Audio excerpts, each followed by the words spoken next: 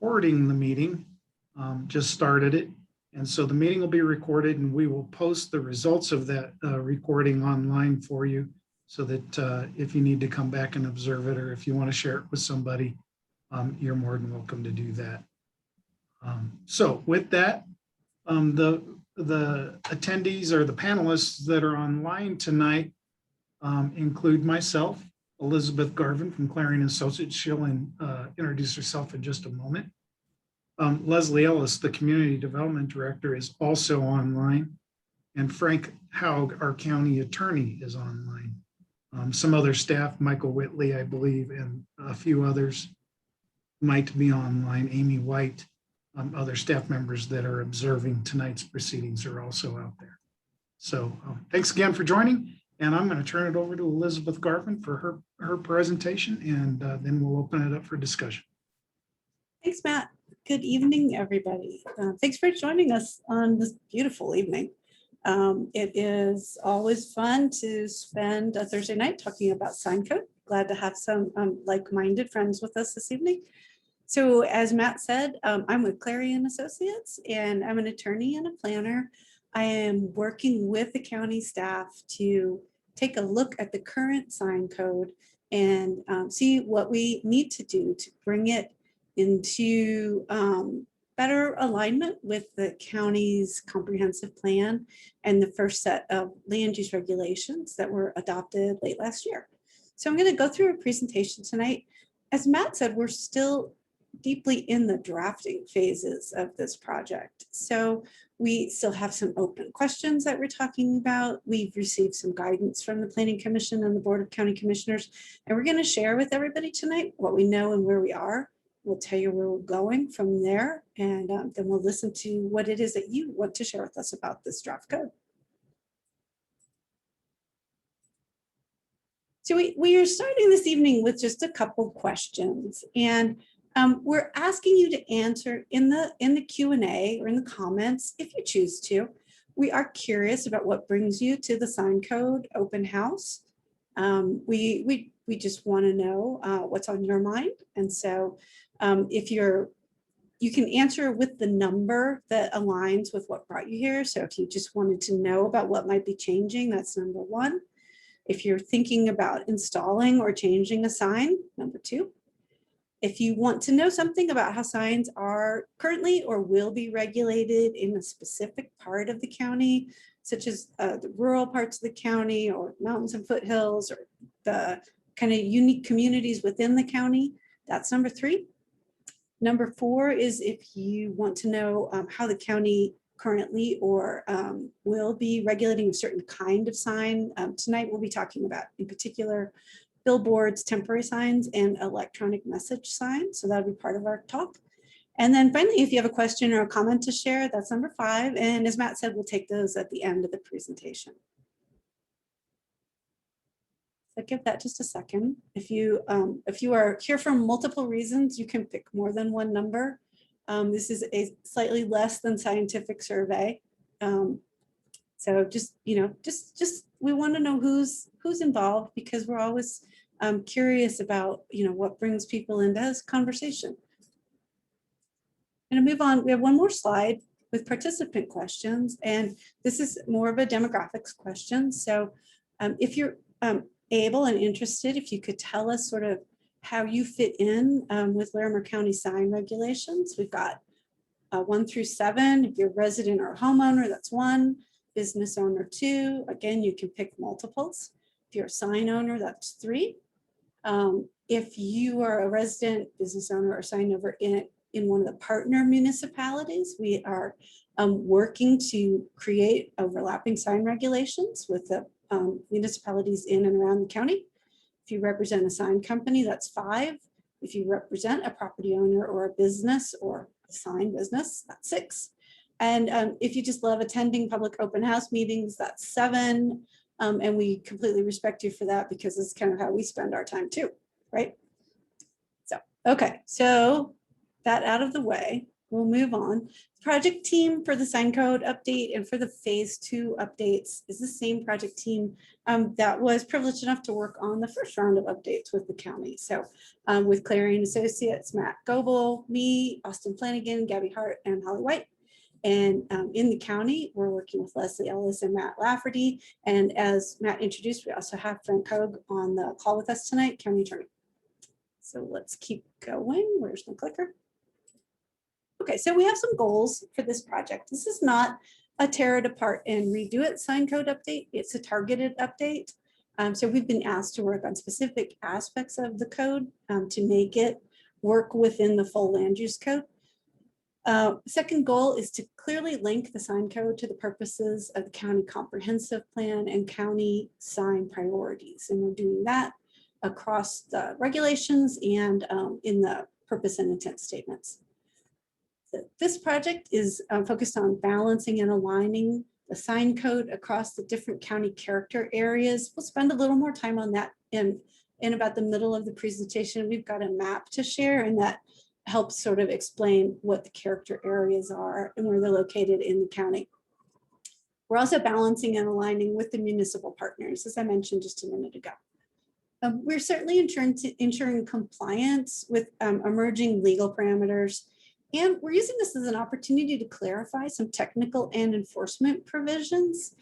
Sometimes we write codes and we cover everything that we think we need to cover. And then over time, we learn that it would be really helpful to code users if we clarified something about how we're going to measure sign face area or how we're going to define flutter flats. And so those are all things that we're tackling as we move forward in this draft. And then final goal for this project is to update the current regulations to provide an expanded menu of sign types and address ongoing technology changes. So getting the right signage at the right size in the right location in the county, and talking about electronic signs, talking about static signs, and making sure that the code is in place to reflect those priorities that the county has for the signs. So as Matt mentioned, there's a draft available for everyone to look at. This just orients us in the draft content, and the code has general provisions. It has an applicability section. So that's where we go to see if the code applies to the type of signage that we want to do. If the signage is exempt, the signage is prohibited. We have a section that has generally applicable standards for permanent signs. So that's where we go to look and see what the standard base needs to be for a monument sign or things along those lines.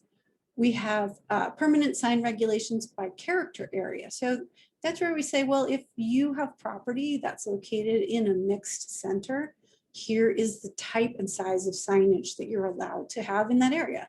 And if you look at the table to the right here, this is one of our draft tables that is allocating signage to the rural districts. So you can see that we are starting to break this out of some of the more prose-oriented language in the code and try to move it into tables to make it easier to find information quickly and clearly. And we'll do that across all of the character areas and then in the newly drafted standards for the growth management areas. Section 8.5 of the draft has similar standards for temporary signs. So the draft is broken into permanent and temporary. Section 8.6 addresses non-conforming signs. 8.7, installation and maintenance. 8.8, temporarily is sign permits. And we anticipate that we'll be going back into the overall administration section in the land use code when we're done with this draft. 8.9 is measurements calculation, and 8.10 is definitions. If you look at the draft, you'll notice it still has some blank spaces in it. It has some footnoted questions in it. It is a work in progress, and we're going to continue to work and get the new draft cleaned up and put out for everyone to review. So what's been updated to date in the draft that you have available? We've expanded the purpose statements to make them more broad to reflect the reasons across the county why signage is important and why signage is regulated.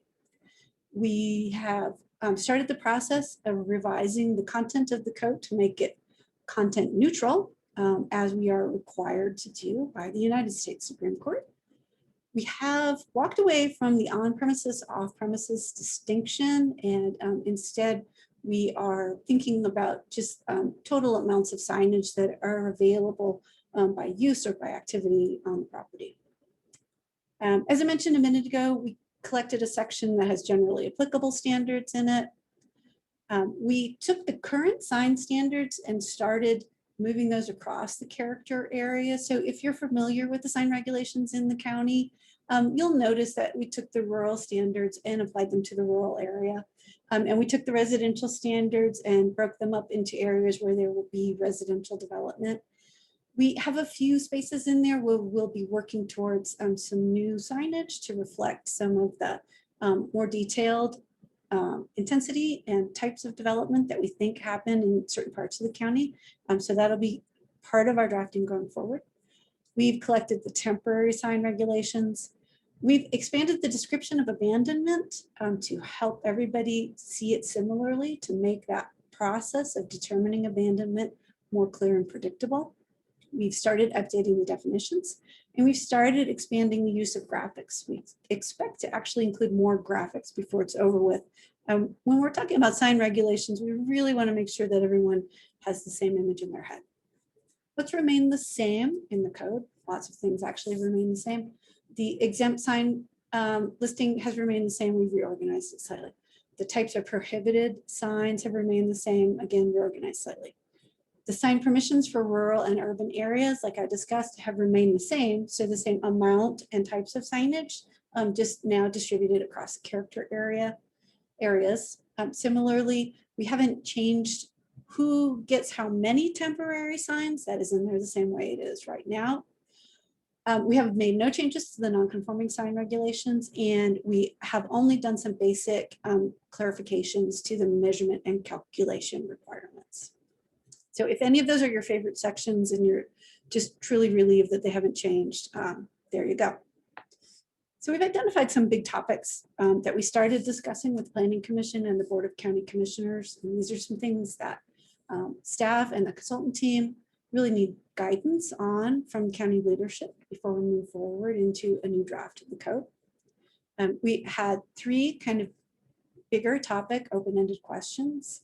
We wanted to hear from the Planning Commission and the Board of County Commissioners how they see the county aligning the county sign regulations with the county's municipal partners.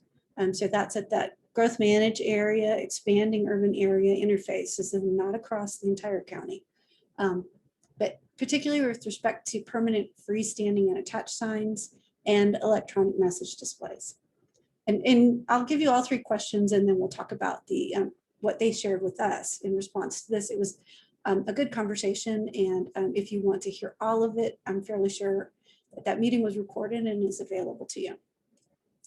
So secondly, we asked, do the current sign standards adequately address signage in the character areas, especially in the mixed center areas? So these are areas where we're going to find some non-residential development in parts of the county that are typically more rural. And so we want to make sure that those business owners are allowed to have signage that meets the needs that they have for their location in the county. And then finally, we asked if they wanted to give us any input about the current temporary sign regulations and or temporary sign enforcement issues. So what we heard back in that meeting, we heard the Planning Commission and Board of County Commissioners share with us that they believe the current sign code is relevant and reasonable. And so we are on track doing targeted changes, but not rehashing the entire current code. We heard that the updated sign regulations need to be user-friendly and understandable. So one of our goals is certainly going to be to make sure that code users can get into the code and find the information they need so they can start decision-making. We heard that the tailored sign code updates that we're working on should be made according to the county's 4 character areas. And so those areas are broadly conservation and agriculture areas, rural areas, mixed center areas, and urban areas. We heard that we should be creating a growth management area, urban area sign code that works in alignment with the municipal partners. But as we'll talk about in a minute, is not one-to-one with municipal sign codes. We are still creating county sign code for Larimer County. And then finally, we heard some high-level concerns that they asked us to keep in mind when we're revising the regulations. They wanted us to be aware of the impact of sign illumination in rural and natural areas. They wanted us to keep an eye on avoiding sign and billboard proliferation. And they wanted us to consider, particularly working with that GMA urban area sign code, how we can avoid permitting signs that will become non-conforming should the property be annexed into the municipality. So those are some of the higher level questions that we're working with as we move forward in our drafting. Let me tell you a little bit about that.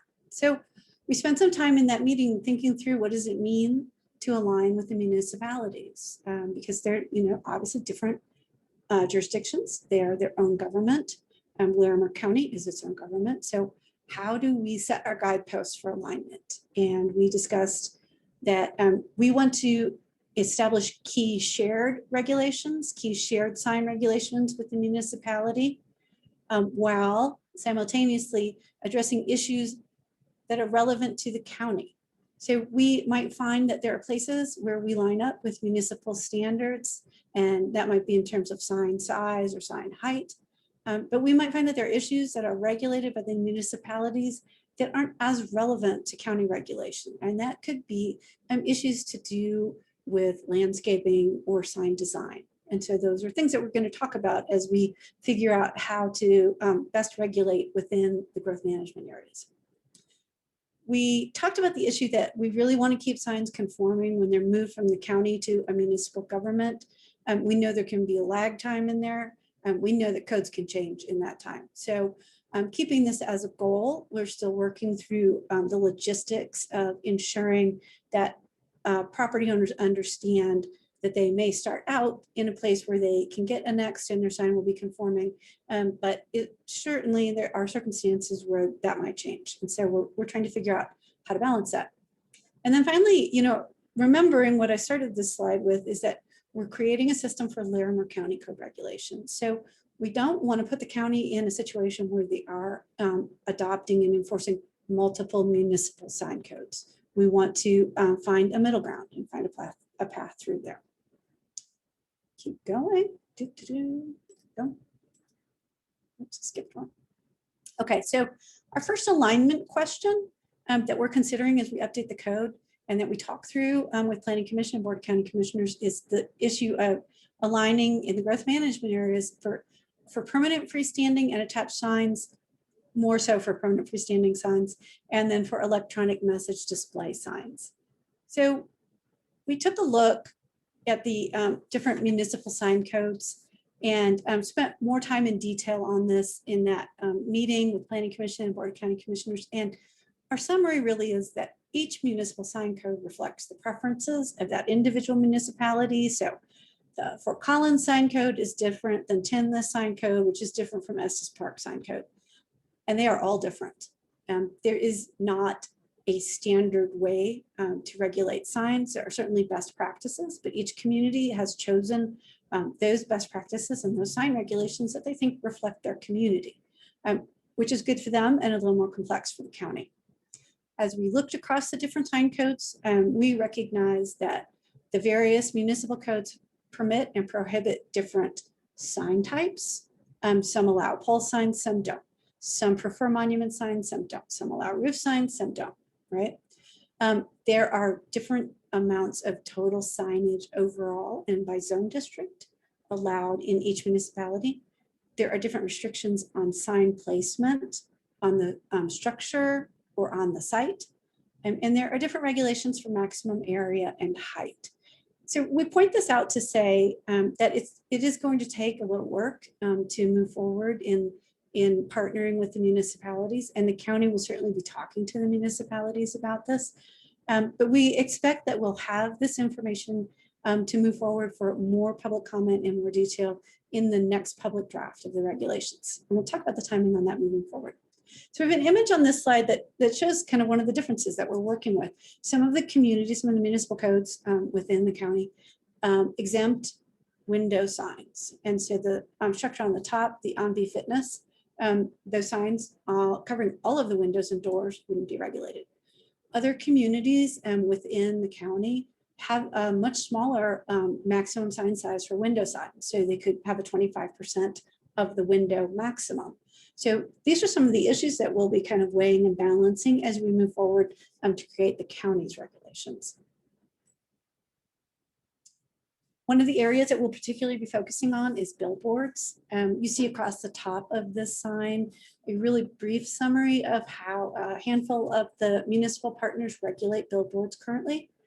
And in the draft regulations, if you have had a chance to review them, you'll see that we have added a definition of billboard in the definition section that is a freestanding sign incorporating a sign face larger than 70 square feet, mounted on one or more pole structures so that the lowest part of the sign face is 10 feet or more above adjacent grade. In the applicability section, in prohibited signs, the draft says that billboards are prohibited. This is in keeping with some of the municipalities within Larimer County, and it is a clarification of current standards. And I think this will probably be something that we touch on later this evening. So I will leave this slide like this, move on to the next, and then we'll circle back to our discussion.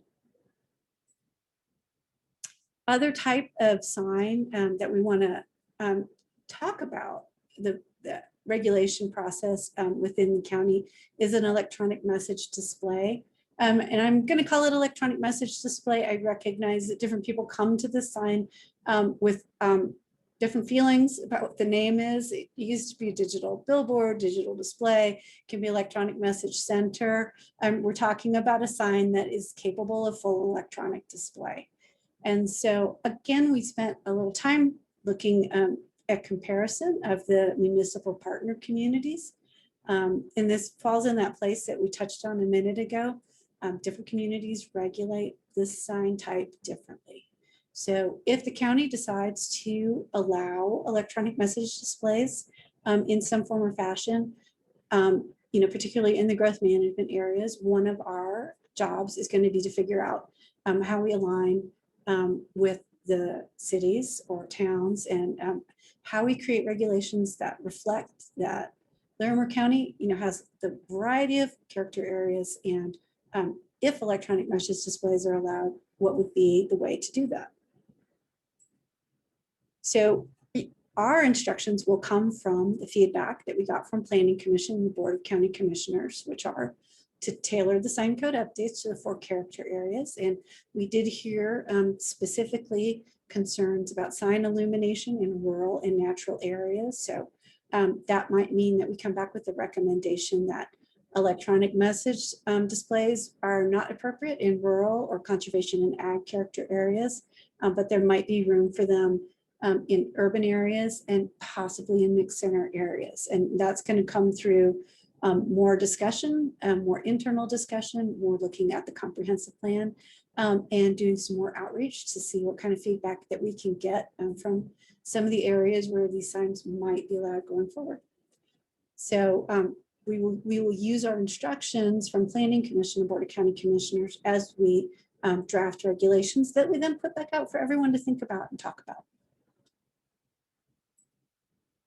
Okay, so signs for character areas. I've touched on character areas a few times this evening.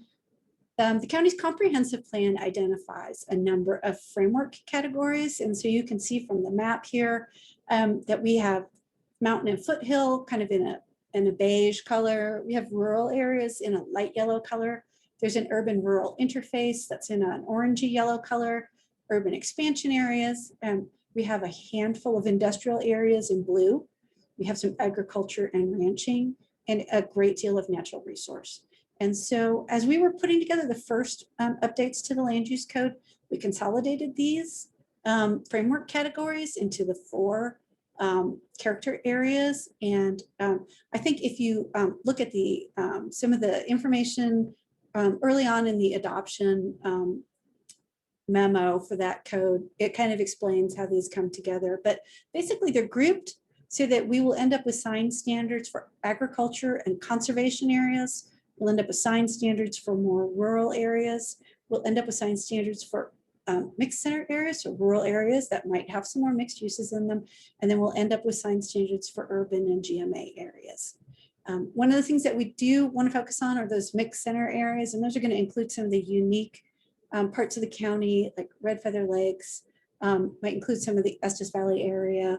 And so we just want to make sure that the signage allocations are in keeping with the character of those areas, but also reflect that businesses do need signage. So we'll draft those and move forward with the draft and send it back out for public comment.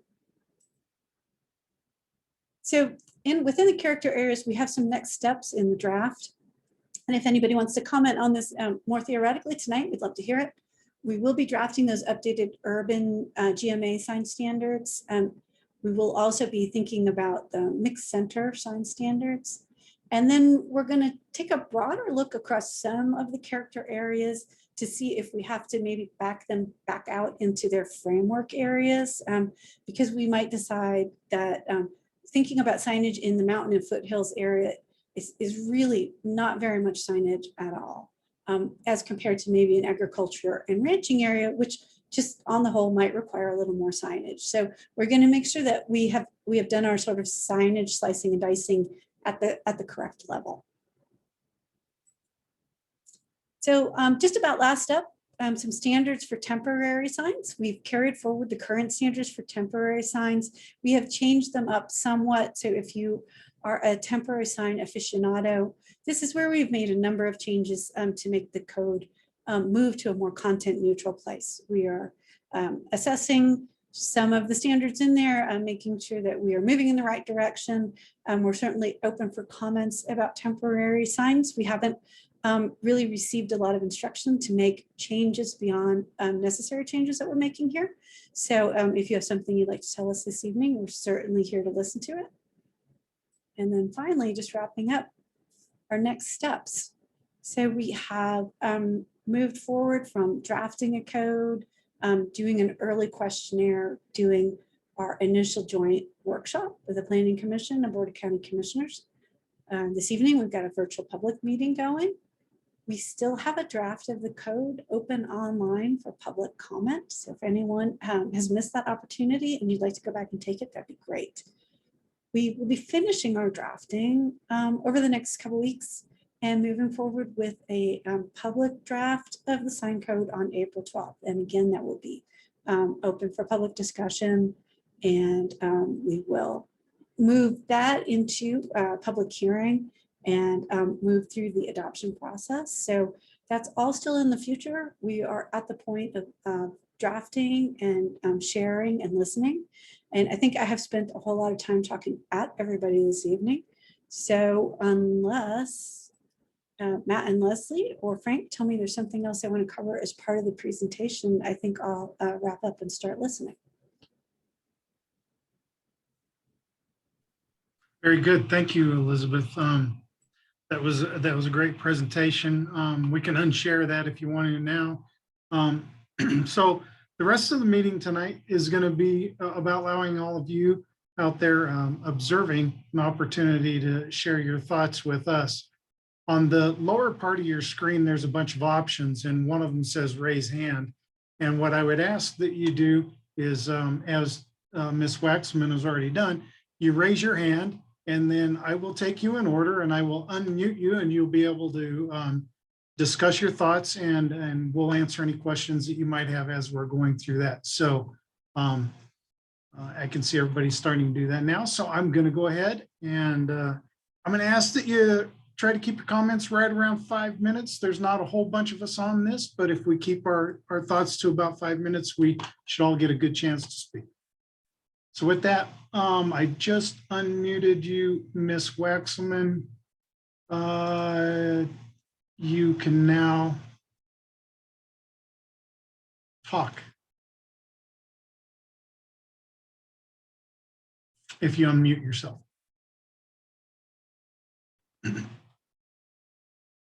Janice, there you go. Okay, I think I'm on now. Yes, you are. So I'm here and my husband is here. I don't know if he has questions also.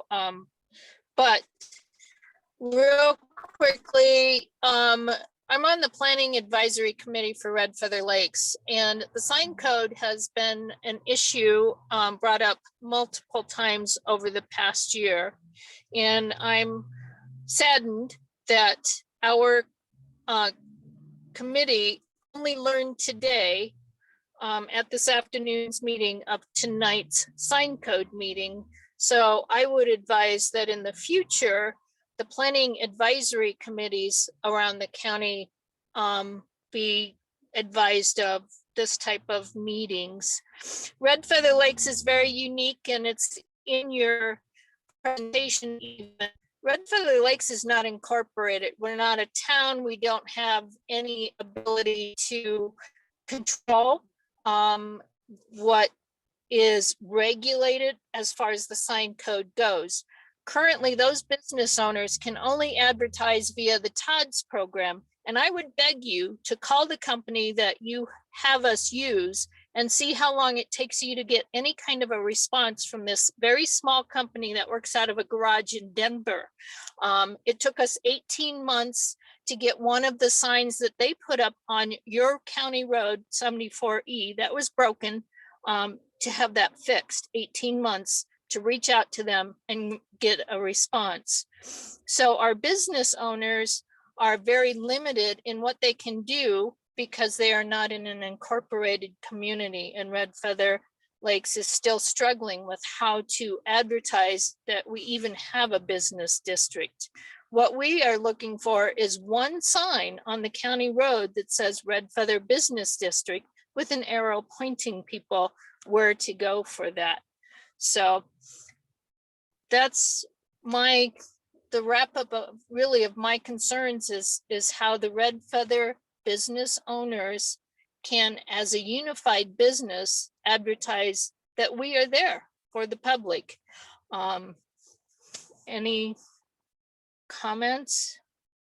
No, but I think that there's some misinformation there. I think you're correct, 100% correct. There is a TODS program that's implemented by our engineering department.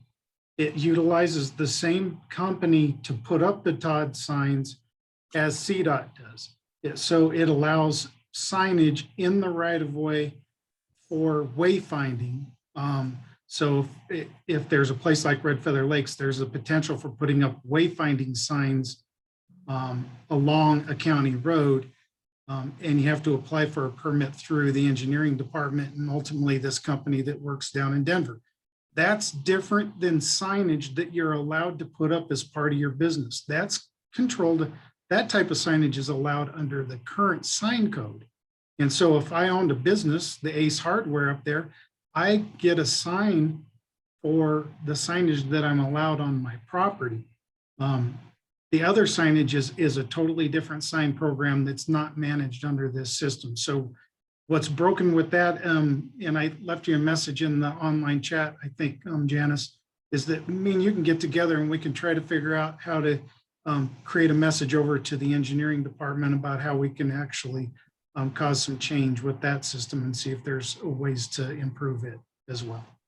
Okay, and as you know, I had a medical clinic in Red Feather, and I jumped through hoops to be able to put a sign out on the county road to let people know that the medical clinic was there. Mm-hmm. So business owners are really at a loss of how to let the continuing stream of summer traffic or tourism traffic, it's year-round, know that there is a business district within a half a mile. Having that medical clinic, while I was there, I was surprised at the number of people who came into that clinic a mile off the road and never knew that there was a town of Red Feather, despite the numbers of years they had been there until they needed medical assistance.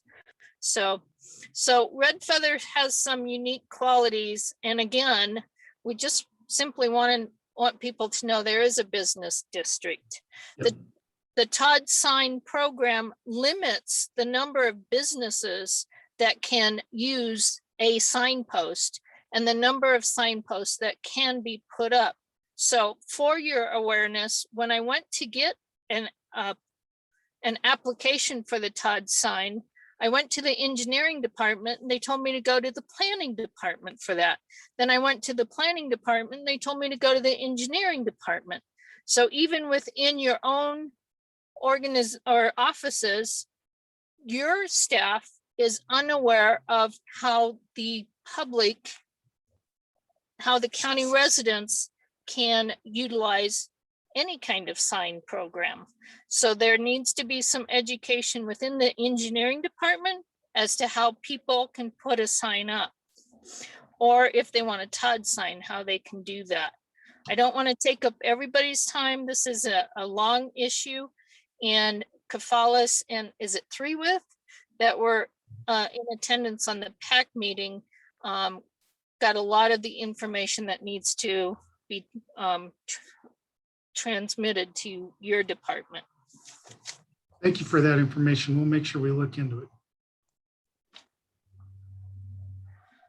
So, and then I may put a hand up later, get in line again, and it would be under my husband's questions. Thank you so much. Thank you. Okay, it looks like next up is Kurt Albers. You can unmute yourself. Good evening. How are you doing? Very good, Kurt. How are you? Good. Good to see you guys. Yes, sir. I just have four questions that can be probably answered in the future, but you know, I'm in the real estate business development business also now. But like I have a property that we just were closed on that has a billboard sign that was grandfathered still in the county. It's on Lincoln Avenue in Loveland. Does that do grandfathered billboard signs still are they still allowed in as they are, or are you going to make any changes to that? Elizabeth. And the second thing I had is that, you know, we do a lot of temporary signs for open houses, things like that. We've gone through some of these before. I've been at some of these past meetings that you've had with the communities and with the counties. So I was just wondering that, you know, some of the new things that I'm coming up with are electronic temporary signs that run on solar, and also with my development signs are going to have some sort of electronics in it, hopefully in the future. Where would I look to find any of that information? And then the large signs in the developments, we used to do the 4x8 sheets, or the whatever they were, 3x6. Is there any requirement from the county on that that's going to change at all from what the past has been? And last but not least, I've been one of the supporters of sign compliance, and I was one of the people with the real estate, local real estate, that called people and wrote them letters when I saw that they were out of compliance. But we can't do anything about it that's like a for sale by owner or a company that doesn't work within the realtor guidelines. Is there any way to get you guys or get somebody to start handling some of that? Because they think they can come and staple things to our signs and say open house on top of our open house signs and things like that, which are really annoying, first of all, because you pay for them. And sometimes I find signs that have they cover it up and they take my sign and take it home and use it for their own signs. Those are far items, and I'm not going to take much of your time. They are could be kind of lengthy, but anything that you might have on that would be helpful. Matt, did you want me to jump in on the non-conforming? Kurt, the grandfathered billboard that you have, is it near Loveland or is it in Loveland? It's actually in potentially incorporated Loveland. It's right near the Mexican Inn. So if it's in the municipality, it's covered by their non-conforming sign regulations. So I know they want to incorporate it after we get done selling it and whoever builds on it. So if they are planning to incorporate it, then they would be more into the guidelines of Larimer County or City of Loveland than to Larimer County. Yeah, they want to go talk to Loveland and Okay, see I have what they to can do to maintain develop it. that sign in its status. Yeah.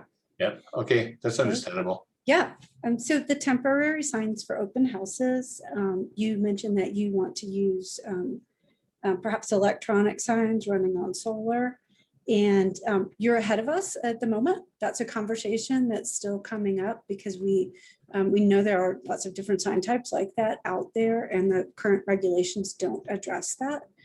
So part of this discussion is learning exactly what you're sharing with us. So this is something you want to do. And then backing it up and saying, well, are there places in the county where that's appropriate? Are there places in the county where that's inappropriate? So thanks for sharing that. We'll take that information, bring it back into the conversation. And then when we come out with the next draft of the regulations, we'll make sure that we carry that conversation forward. So along those same lines, you asked if there'd be any changes to the large signs that you're allowed to do now to advertise the development. We haven't changed any of those temporary sign sizes in this draft, and haven't gotten any feedback from anybody saying that that's something that we need to be looking at. So I anticipate at this point in time that it's just going to carry forward as is.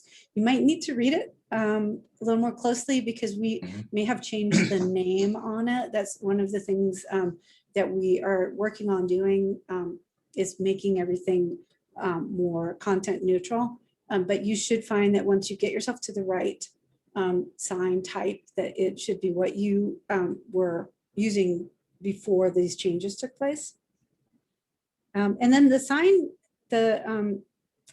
I wrote down sign abuse, the people who are stapling stuff on your signs, or the people who are ripping off your signs.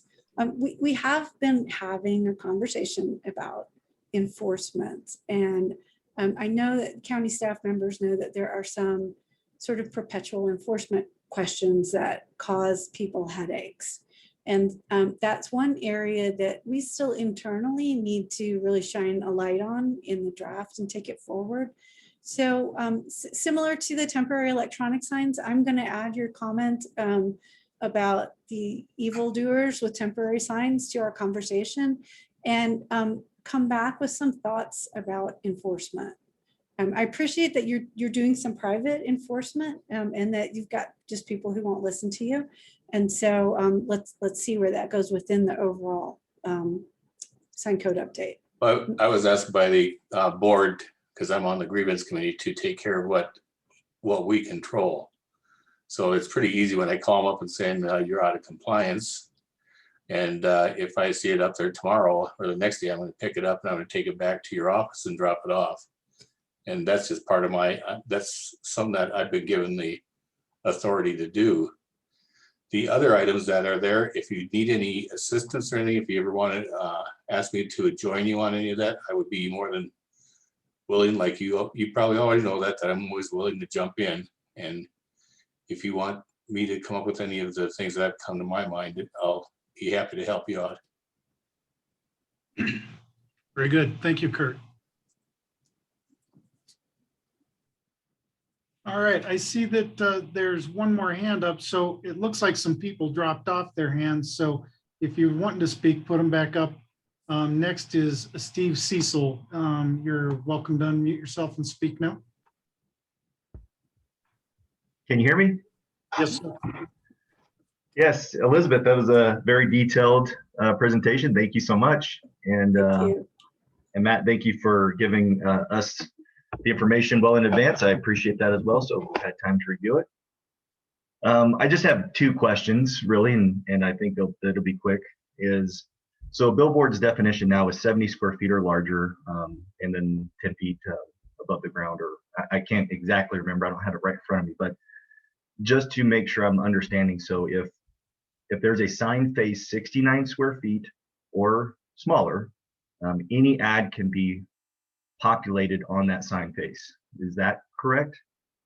And then my next question is some of the concerns that were brought up, I guess, with commissioners is proliferation of billboards. And I know Larimer County in the last 24 months, and as soon as a few months ago, have allowed new billboards as long as there is a reduction in signage, meaning you have to take down so many to install one or two or three or whatever it is. And so is that the direction, or is that the, I guess, the discussion to help the commissioner's concerns moving forward, which is a reduction plan? So if there's 100 billboards in Larimer County, the goal is to remove X amount to where there's 10 billboards. You know, I don't know. So maybe that was a little bit long-winded question, but those are just the two that I had. Good questions. As it relates to the billboard, you know, under our current code requirements, it says a billboard's not allowed. Correct. And so that's been our history, is that billboards weren't allowed to be placed up. That doesn't mean that a person can't have signage on their property, and given some of the new direction, what's being presented on that sign is really not open for discussion because of new laws. And I'll let Elizabeth speak to that a little bit, but I don't think that the county's wanting to expand our billboard program. We never really had one. I think that there's a number of billboards across the county, and we allow those to remain as long as they're kept in some safe condition, you know, so that they're not falling down or they're not becoming a hazard to anybody. And there have been at least one instance, and potentially two, where we've actually allowed the reduction of a few billboards and that be replaced with another billboard of a different type or size. And those instances were unique circumstances that required a special application. They weren't necessarily processed under the sign code regulations, but they were actual special requests to the Board of County Commissioners. And one was on I-25, like I think 2 years ago, and one was on Harmony here just in the last few months. And so, I was just curious if that was still maybe part of the, sorry, my phone is ringing in the background, but I was just curious if that's still part of maybe the plan to help reduce the number of billboards moving forward. That's all. That's certainly something we should discuss with our commissioners as we go through this process. Yes. Okay. Thank you for that comment. Elizabeth, thank you. The other comment? So, yeah, so the way we're working forward right now is in order to get to the 69-foot sign face, the applicant would need to qualify. They would have to have enough building frontage to get to a sign of that size. And once they did qualify for that, then yes, the sign could say, "I love unicorns," or, you know, whatever else they wanted to say, because this, as Matt said, we have to move away from that. So I would like to come back to you, Steve, actually, because I couldn't get a read on whether you were thinking that is fine to do it that way, or whether you think that we're still in too large of a place with that sign size, or whether you were just kind of looking at it, trying to make sure that you understood what was going on in the regulations. What about that captured your attention and made you ask a few more questions about it? Yeah, Elizabeth, yeah, thank you. And my daughters would love if I advertised "I love unicorns." Yeah, mine would keep too. me every single day. So, no, I guess what my thought was is if anybody, myself or anybody, approached business owners that have 69 square feet or smaller sign faces, if their business closed at 5:00 p.m. and opened at 8:00 a.m., during their downtime, could I go and advertise utilizing their faces to advertise whatever I would like? And I'm not saying that I would do that. I'm just saying that would that be an opportunity for current landowners or business owners to utilize that as a revenue stream? And I know right now CDOT is in the process of updating their sign code, and they have a couple of options that kind of change the definition of billboards and on and off premise, and they're talking about getting revenue for a sign. And so that was just kind of where I was coming from, is if I owned a business in Larimer County, could I hire a third party or, to just utilize that sign while I'm closed. And I think that the premise for this is probably that it's going to be an electronic message center, right? Because I don't think you're going to like send your kids out to change out the sign face at 5 o'clock. So that would just depend on the location. If Okay. I had a business or, let's just say Budweiser. I mean, I don't know why that just came to mind. Maybe because I'd like to have a beverage, but let's just say Budweiser, and I knew that this business at this corner closes and they're fine with me advertising at 5:01 p.m. every day. I would print that copy, that vinyl, and if it generated enough revenue, I would go and install that at 5:01 p.m. every single day. And as long as it makes business sense, I would do it. But yeah, it wouldn't be feasible everywhere, obviously. So I think your question is a good one. I don't have a specific answer to it because we're still exploring, what it means to have that variable type of signage. And you would raise questions about how the county sets up the hold time on a message. When can a message be changed? It would also implicate some enforcement down the road, because even though your sign owner might be great about changing it just to 5 o'clock, that might open the door for the weekend people who want to change it 62 times over the weekend.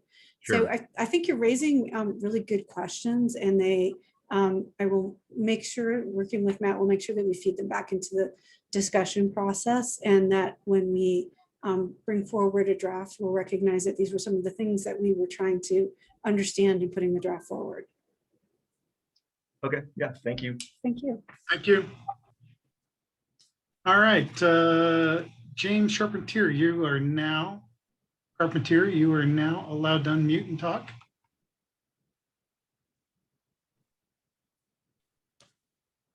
James?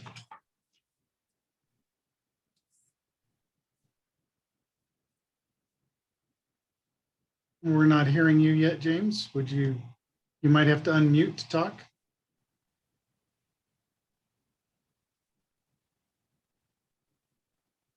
All right, well, I'm going to leave, I'm going to mute him, and we'll come back to James in just a minute. Mr. Westfall, you're now allowed to speak.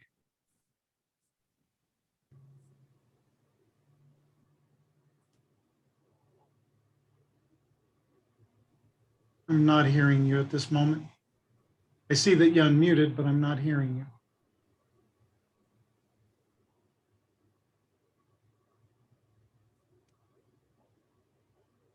Still not hearing you.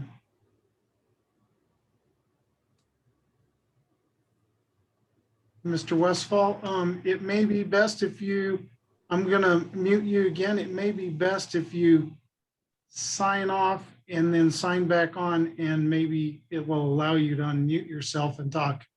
I'll keep an eye for you to log back on if you do that.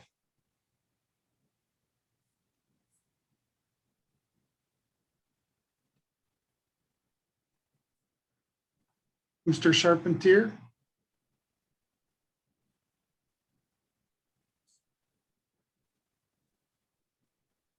Seem to be having problems getting people to speak.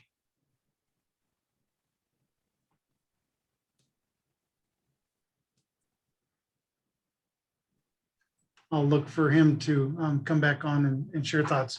Right now, there's nobody willing to speak. Is there anybody else that wants to say anything before others log back on?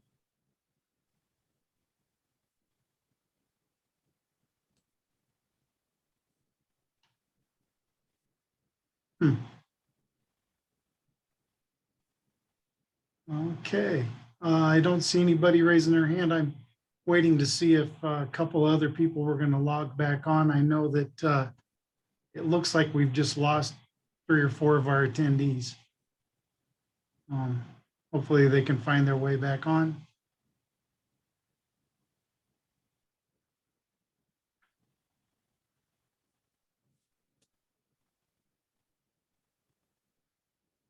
We scared him away, Matt? Huh? Think we scared him away? No, I don't No. think so. I think We have our nice faces on tonight. something happened. Something going on out there. Yeah, they could use their chat for questions, but they've seemed to dropped off the whole system.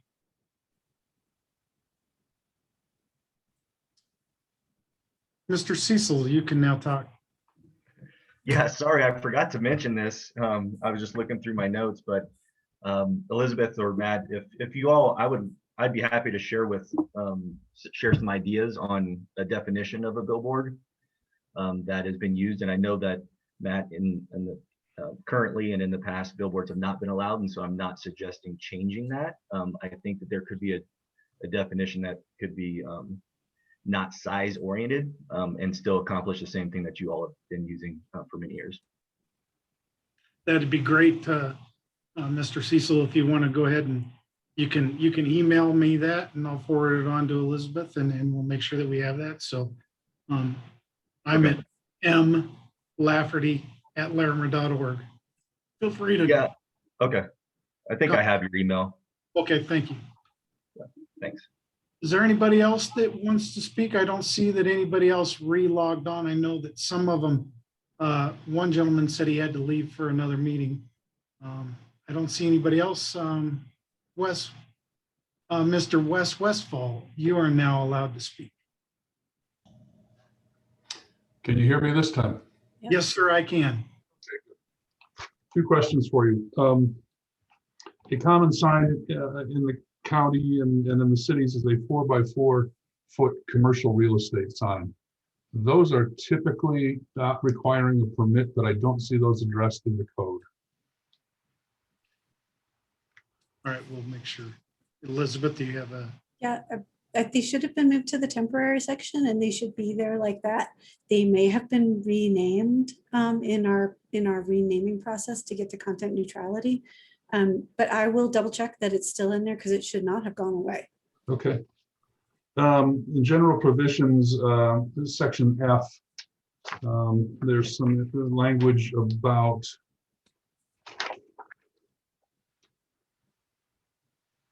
signs contributing to the character, the environmental quality, and the economic health of the county. What are the metrics for that, and who would make those determinations? So those are, we're up in the policy in the purposes section, and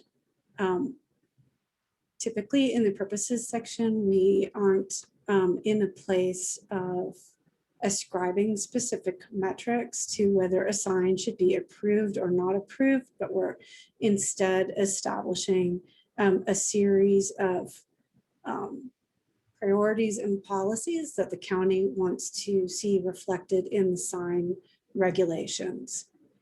Are you asking because you're concerned a sign would be disapproved based on those criteria? Do you feel that those criteria are difficult to reflect in signage?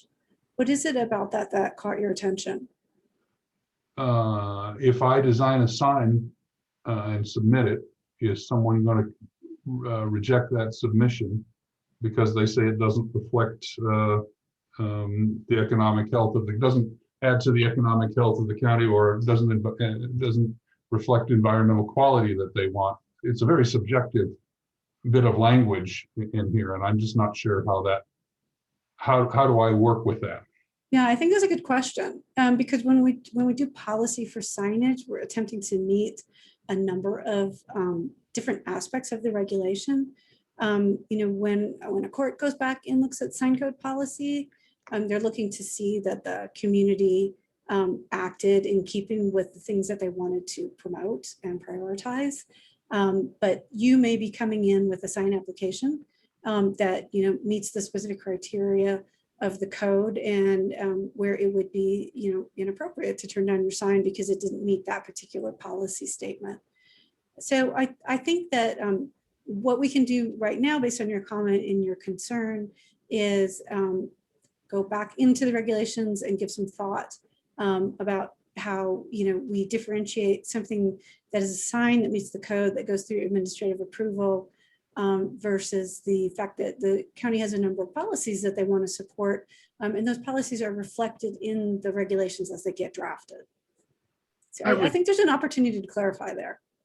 And I think that the other thing that we could probably do, that's a great question, Mr. Westfall, is if there's a place in the county, let's say it's in a canyon or or somewhere where we don't think that signage is appropriate based upon, or should be carefully regulated based upon its context, given environmental considerations or safety or health conditions or whatnot, then I think we should have a set of criteria that's outlined in the code that would allow for some, analysis of that, so that it's clear to you what we're asking for when we go through that process, so that you're not just submitting an application and hoping that we go one direction or the other, but provides some more objectivity to the whole process. So we'll certainly take a close look at that stuff to make sure that we don't create a situation like you're suggesting.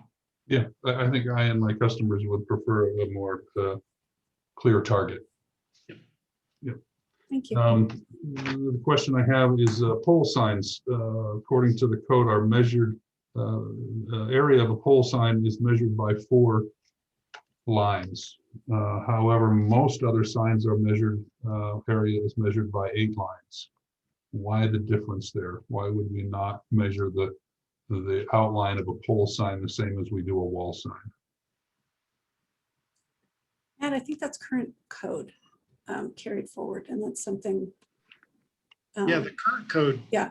allows you to measure around a certain area of the sign. And so I'd have to look at that question, Mr. Westfall, and try to identify what that says. I think if it's a sign that's utilizing a box, we're measuring the box. If it's more of a sign that's using individual cut letters and has a unique shape to it, then we would use more of the up to 8 sides, which I think is in our current code. In the photo that, or the drawing that you have that demonstrates how to measure a sign area on a pole sign, it's an irregular shape, but it's measured by 4 lines instead of 8. This person is losing roughly 25% of their sign area because of the 4-line rule instead of the 8-line rule.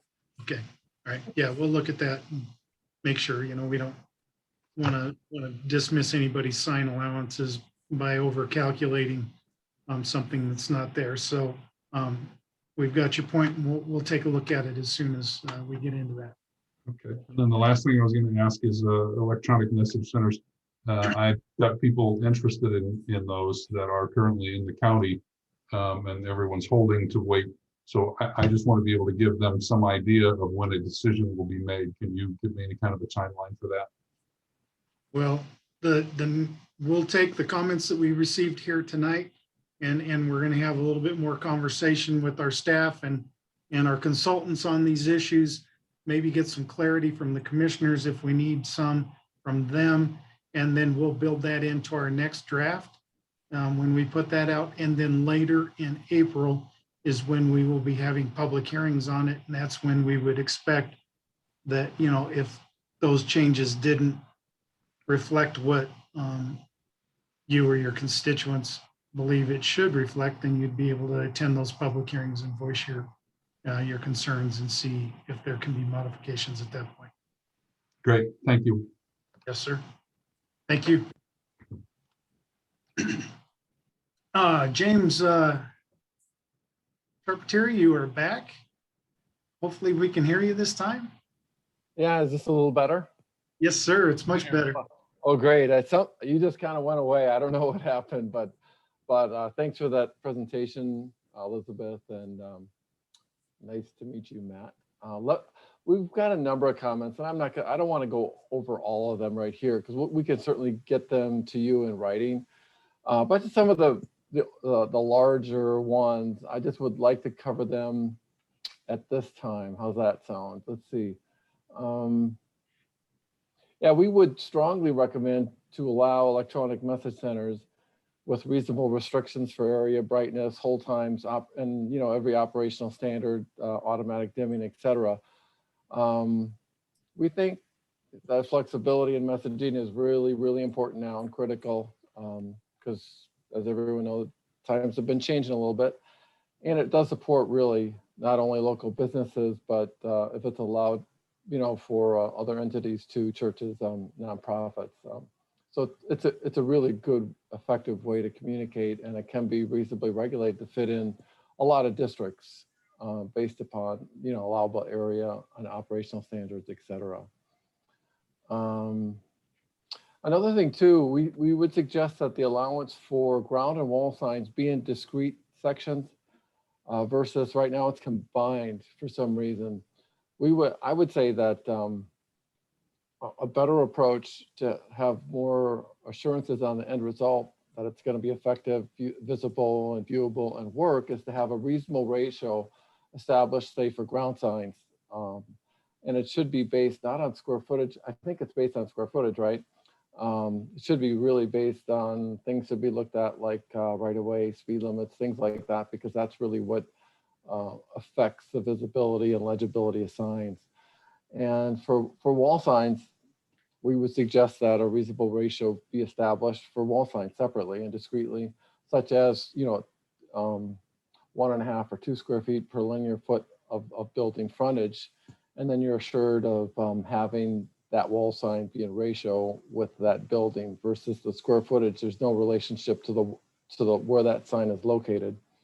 And then two, if you've got larger viewing distances, you can have a larger square footage, and lesser viewing distances, you can have a smaller square footage per linear foot. Let's see. And two, for freestanding signs, we would suggest that you have allowances over a certain linear footage, like say 300 feet or whatever, somewhere around there, that you allow for an additional sign, so you can accommodate the larger sites. And that could be like a ratio of like for every additional 250 feet, something reasonable that makes sense. And right now, the way that the setback and the area is regulated, we think that there's a real issue there where you allow additional, and this is, I know, existing in the current code, where you allow additional area for additional setback. Well, what happens when you have a setback of, I think it goes up to 36 feet, 35 or 6, and you have additional area, what that does, it takes it out of the cone of vision, which is 20 degrees. If it's out of the cone of vision, it's, you have to turn your head more, it's less legible, and there's safety issues there. And I'll have some reference material we'll send to you that talks about that.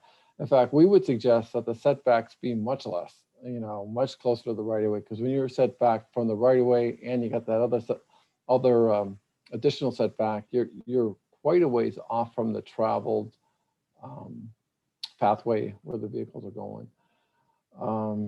And we've got some pretty good reference material and evidence-based model code that really kind of hits that specifically.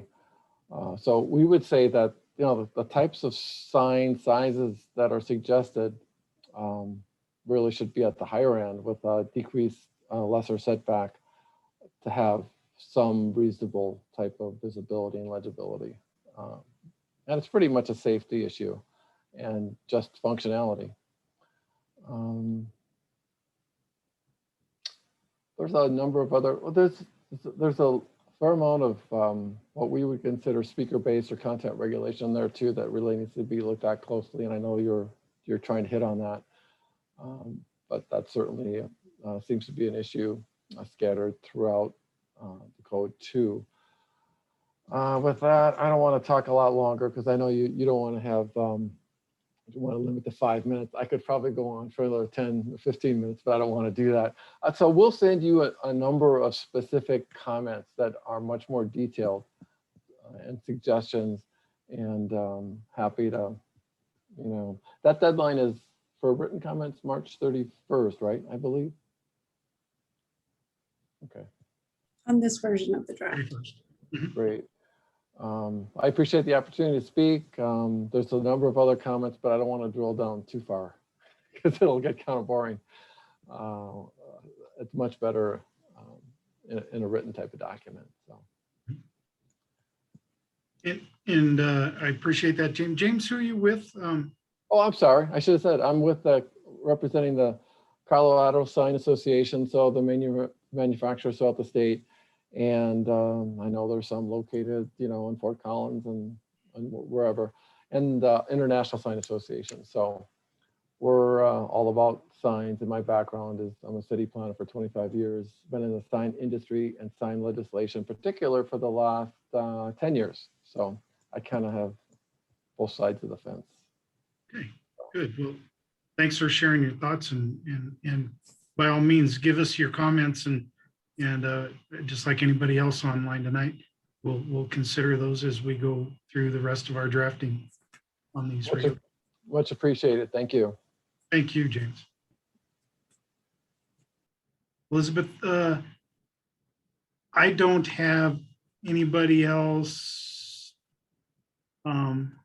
that's signed up to speak, so we can open it up one last time. If there's anybody who wants to add something else, that's great. I think we've heard from everybody with the exception of Marie.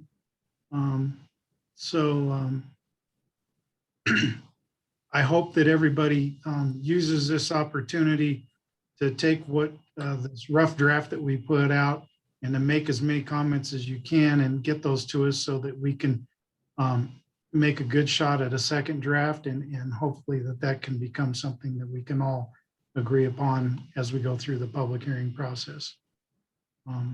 If you need to speak to me or to Elizabeth at all, feel free to get a hold of me, and we'll certainly have the conversations with you that need to be had. And we appreciate your time and energy for attending tonight.